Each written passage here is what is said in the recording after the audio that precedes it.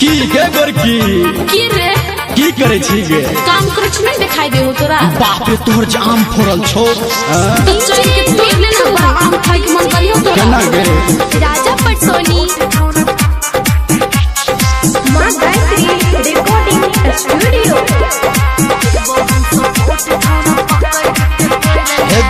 गेलो मजहर छोरी टुकला से आम गए महुआ झर छो तोहर गिरे छो लताम गे गेलो मजहर छोरी टुकला से आम गे महुआ झर छो तोहर गिरे छो लताम गे लाते की के तोड़ ले चाहरी के तोड़ ले चल चल देबो हम सपोर्ट छौरा पकड़ के तोड़ ले भगेलो मजहर छोरी टुकला से आम गे महुआ झर छो तोहर गिरे छो लताम गे लाते की के तोड़ ले चाहरी के तोड़ ले अच्छा देबो हम सपोर्ट छौरा पकड़ के तोड़ ले पकड़ो दे न तकने अभी आप सुन रहे हैं धर्मेंद्र पटसोनी निर्मलिया को।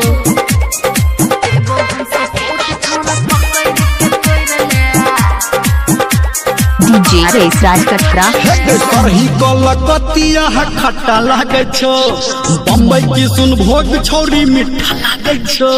सरही कलकतिया खट्टा लागे छो बम्बई की सुन भोग छोरी मीठा लागे छो लाते की के तोड़ ले चाहरी के तोड़ ले अखने देबो हम सपोर्ट छौरा पकड़ के तोड़ ले भगेलो मजहर छोरी टुकला से आम गे महुआ झर छो तोहर गिरे छो लताम गे लाते की के तोड़ ले चाहरी के तोड़ ले चढ़िए देबो हम सपोर्ट छौरा पकड़ के तोड़ ले तोहर ना बलतो तब डीजे मिठू राजा पटसोनी।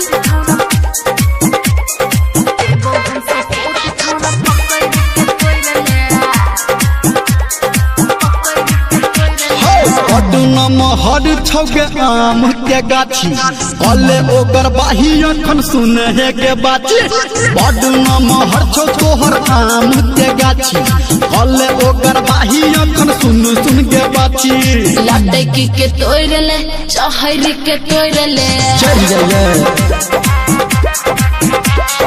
देबो हम सपोर्ट छौरा पकड़ के तोड़ ले गाछे बरनो हर छौ भगेलो मजहर छोरी टुकला से आम गे महुआ झर छो तोहर गिरे छो लताम गे लाते की के तोड़ ले चाहरी के तोड़ ले चल ठीक छै देबो हम सपोर्ट छौरा पकड़ के तोड़ ले चल जाइए ना लाते के तोहर लेबो पकड़ के तोहर लेबो